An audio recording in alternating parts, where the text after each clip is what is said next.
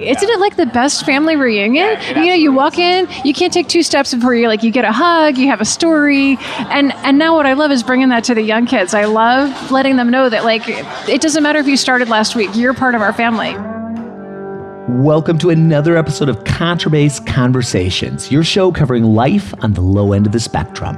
I'm your host, Jason Heath, and we are catching up today with Gaelen McCormick, who we've had on the show in the past.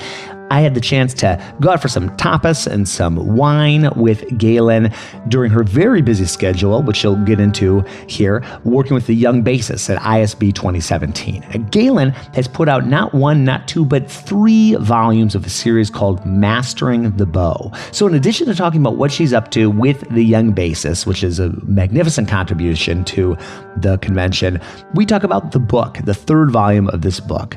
I know you'll enjoy it, and you can join us virtually here as we finish our tapas and sip our wine and geek out on all things bass. And before we get rolling, thank you to D'Addario Strings, not only for sponsoring ISB 2017, which they did, and the after hours party and all the wonderful things that were going on, but thank you for sponsoring the podcast. I really appreciate it, and I'd love to have you all listening get a chance to win a set of Kaplan strings. Go to contrabassconversations.com/strings and enter to win a set of Kaplans. These strings rock. They are on my bass. They got a beautiful, buttery, rich sound. They're great under the bow. They're great pizzicato strings, and they're made, designed, engineered, crafted in the D'Addario facility in New York. And thank you also to the Bass Violin Shop, which offers the Southeast's largest selection of basses. We're talking entry-level laminates all the way up to fine pedigree instruments. And you can check out this selection, this unique selection they've got at bassviolinshop.com. Okay, here we go with our conversation, catching up with Gaelen McCormick.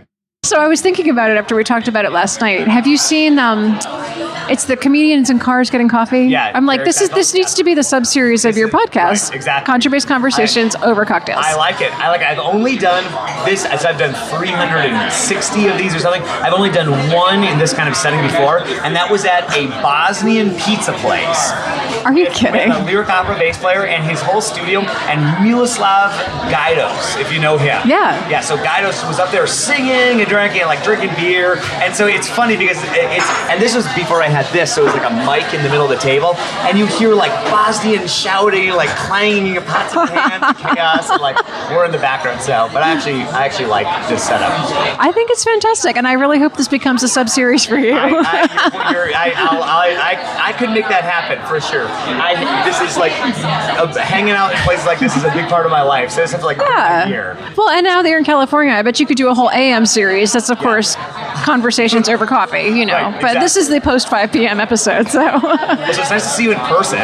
Yeah. So what are you doing at ISB this week? I am running the Young Bassists Program, which is an honor. It's an exhausting honor, but it's wonderful. I have about 60 to 65 kids from all over the country and a few internationals that came in. They're all under the age of 18, and I got to organize this festival that goes from Tuesday through Saturday. And today we're talking on Friday, so I've just finished the last part of the educational component, and we've had about 25 master classes, all kinds of guest artists from all over the country. Jeff Braditich, Jeff Turner, Beamy Jones. Oh my God, John Clayton was this morning. He was amazing. So, and the kids are preparing for a concert for tomorrow. They're going to play 3 large bass orchestra works, and then they're going to break out into small chamber groups and just strut their stuff, and it's going to be wonderful. About how many kids are here this year? I think it's between 60 and 65. Wow, that's a lot of kids. Where are some of the places that they're from? We've got some from Taiwan. We've got a bunch of kids from around the Midwest, because I think the schools are done. I was sad we only have a few kids coming from New York State because the schools are still in session. Right. But, I'm seeing kids from Baltimore, from New Jersey. I don't even know all the different states, but Tracy Rowell brought a bunch of kids from Ohio. So, they're really representing the whole country really beautifully. And concert is this Saturday, and where is it at? It's in the main hall where all the headliners are presented, called Ford Hall in Ithaca College. Okay, cool. Which is a beautiful facility. Yeah. I saw Christian McBride in there last night. That's right. And how many ISBs have you gone to? Do you have a rough count? How many ISBs? Yeah. This will be my fifth one, this is my third consecutive though. And now I'm going for a streak now. I'm just going to keep going for the rest of my career. But I went, I think my first one was in 99 when I was out in Iowa City. I think that's the year it was. And then I went to Richmond, and then starting in Rochester. I've been going ever since then. Okay. And you're never going to get rid of me. I love it. What do you love about it? I love the camaraderie. Isn't it like the best family reunion? You walk in, you can't take two steps before you get a hug, you have a story.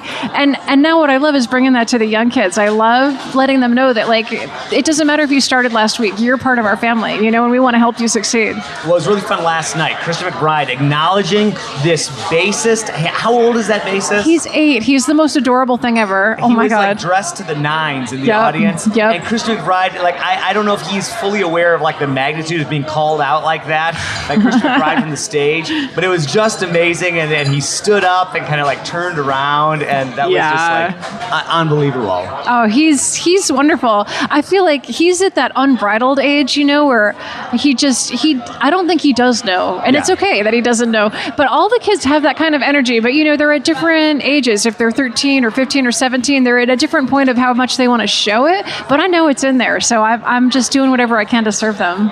Yeah, and it's a commitment to come out to something like this, but it's so worth it, right? So I applaud the parents that have that send their kids to this event, and just what you get out of it is you're never going to get a cast of people like you just described, working with you at that age. I mean, it's totally life-changing experience for those kids. Yeah, it totally is, and I've been really glad to meet a lot of the parents. They've been hanging around, usually just for a little bit in the morning. They'll hang around. We'll start large orchestra, and I asked my friends to conduct this year so I could be free to just kind of be the mother hen behind the scenes. So I talked to them a little bit during orchestra. I'll talk to the parents, and I was really glad this week. Francois gave his concert on Wednesday. Is that right? Yeah, that's right. And then Thursday morning he came to my group and he gave a master class. So I didn't have to say, guess who's coming to master class? They were like, oh my God, Francois here, packed the room. Wow. They were just on the edge of their seats, and I was so grateful because I'm not sure, 10 years ago that the same thing would have happened. Yeah. I mean, what a cool sequence to have Francois there, and then 12 hours later, there he is, talking to them and working with them. Well, so when I talked to you, I feel like it was late 2015 or early 2016 or that something like right, that. Yeah. You had put out your first book. Yep. And I think you were getting ready to put out your second book, if I remember right. Okay. Yep. So take us through those first two books, what's in them and what they're about, and then let's hear about the next one. So the very first one is just about détaché and martelé, which is the basic core strokes that everyone needs to have to build everything else off of. And that came about when I was working with Jeff Turner at Carnegie Mellon. Yeah. We were sort of rooting around for material for the pre-college department, and he showed me this book that we wound up turning into something else. And that took a long time to come to fruition. Right. And then I really thought, well, the next thing we need to do is, okay, you have your basic strokes. Let's get on to the next one, which is spiccato. And it just took me a while. It was a real research project, and I loved it. I loved being in the library and doing research and talking to other string teachers, about how do you introduce the stroke? What exercises do you do? What exercises do I do? How can I bring all these different methods from violin and viola and cello into us? So I worked on that for about a year and a half, and then pulled together other people's etudes. I mean, I want to make it really clear. I don't write any of them because I feel like I don't need to reinvent the wheel. Right, sure. It's all out there. Yeah. So I just transcribed it, tried to move it into keys, and then I asked all my friends, I asked Kurt Maroki, and I asked Colin, I asked anybody I can get my hands on, would you, Oren O'Brien was, oh my gosh, she was so helpful. Yeah, she's fabulous. Just send her things by email, and she would, within a day or two, say, this works, this doesn't work. And so that came out last year. That came out in 2016. Okay. And then the third book was another one I worked on with Jeff, which is the Sevchek Opus 3, the Theme and Variations book. Opus 3, okay. Yeah. Okay, so Opus 2 is the one that is, I think, Hal Robinson's book, Strokin is based off of, right? So tell us about Opus 3, what that consists of. Opus 3 I consider a capstone book. It's got just a really simple theme, and then it's got 40 variations for the violin, and I just think it's a lot more fun to work through theme and variations rather than Opus 2 is a great book, don't get me wrong, but it's Susan Cahill said something like, it's almost, you have to be OCD because it's so mind-numbing. And I agree, and I remember when I worked on it with Jeff, we just would do I don't know, maybe 2 to 4 of those a week because you can only do so much. But the theme and variations, I find a lot of students really dig into it. They're not very long. And that book had also fallen out of print. Abe Luboff had done that book. And I had that copy back you? in college and went through those variations, and they're awesome. Yeah, they're great. Right, they're fun to work How cool on. that you resurrected that and then I went further with it. I went back to the violin one, and I realized now that bass making and strings are so much better, we can do 32 of the 40s. Yeah. So Abe had put out 20, and they're really good. Yeah. And so now we've got 32, and I tried to give a little bit more insight about how I think about them, just to give you something to work on. If you're between a lesson with your teacher, sometimes you get a little bit off track. Yeah. So it's certainly something you need a teacher to work with you, but I think they're a lot more fun, you know, just to keep your chops together. Yeah. Where can people, and people should absolutely get these. Gaelen's awesome, and you should see what she does with these students, all the students she's had, and these young students that she's working with here at ISB. So definitely check these out. And I mean, what a great set of the Détaché Martelet and then Spiccato for the second book, and then digging into Sevchik and the theme and variations for the third book. Where can people pick this up? I feel like a TV ad now. You can get them anywhere things are sold. You can get them on Amazon, JW Pepper. Nice. Really anywhere you can get your music. Your local music store should be able to easily get it. It's published by Carl Fisher, so all the major outlets are carrying it. Okay, cool. Yeah, that's great and very cool. I'll link up to all 3 of the volumes that people can check that out. And I want to ask you a question, because I've talked to you a while ago, and I've done a whole bunch of interviews since then, and there are all these things that I wish I could have asked you. And I probably have more, but we'll probably do around 3 at some point. So let me just ask you one, if that's okay. Sure. So something I started to ask about 6 months ago is something along the lines of give advice to young people, but I think the question I like more is go back to 18-year-old Gaelen, if that's a good age, or it could be 20-year-old Gaelen, or pick an age around there. No, they're all fine. And give that younger Gaelen some words of wisdom from your more experienced perspective.